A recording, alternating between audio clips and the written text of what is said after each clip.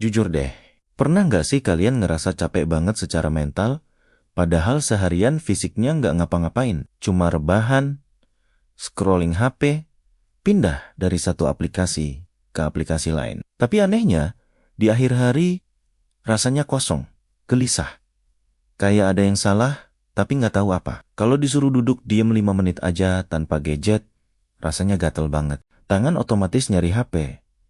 Kalau mau ibadah, rasanya berat sekali. Baru takbiratul ihram, pikiran udah loncat ke notifikasi WhatsApp. Kalau kamu ngerasain ini, please, jangan skip video ini. Karena kita perlu ngomong serius. Ini bukan sekadar masalah kurang iman. Ada sesuatu yang terjadi di otak kita, manusia modern di tahun 2024 ini. Teman-teman, sadar nggak kita hidup di era yang belum pernah dialami manusia manapun sebelumnya. Kita hidup di era instant gratification. Era kepuasan instan. Mau hiburan, tinggal swipe, detik itu juga dapat. Mau makan enak, tinggal klik 15 menit sampai depan pintu. Mau validasi atau pujian, tinggal posting foto, tunggu, like, dan komen. Setiap kali kita mendapatkan kepuasan instan itu, otak kita memproduksi zat kimia yang namanya dopamin. Ini zat yang bikin kita ngerasa happy dan puas. Masalahnya adalah, di zaman sekarang, kita dibanjiri oleh dopamin murahan ini. Non-stop, 24 jam sehari. Apa akibatnya kalau otak kebanjiran dopamin terus-menerus? Reseptor di otak kita jadi tumpul. Kita jadi kebas. Ibarat orang yang keseringan makan cabai rawit 10 biji, dikasih cabai keriting 1 biji, udah nggak berasa pedas lagi.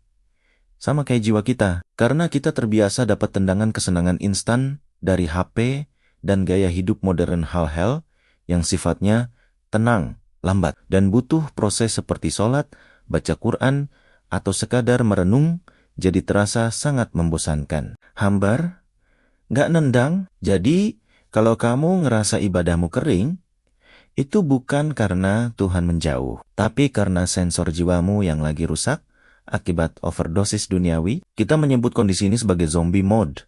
Secara fisik ada, tapi jiwa kita mati rasa. Dan di titik inilah saya sadar betapa jeniusnya desain syariat Islam.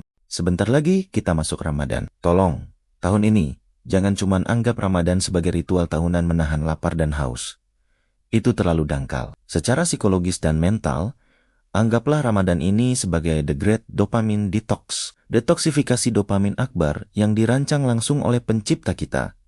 Kenapa? Karena puasa itu memaksa kita melakukan satu hal yang paling dibenci oleh manusia modern. Menunggu.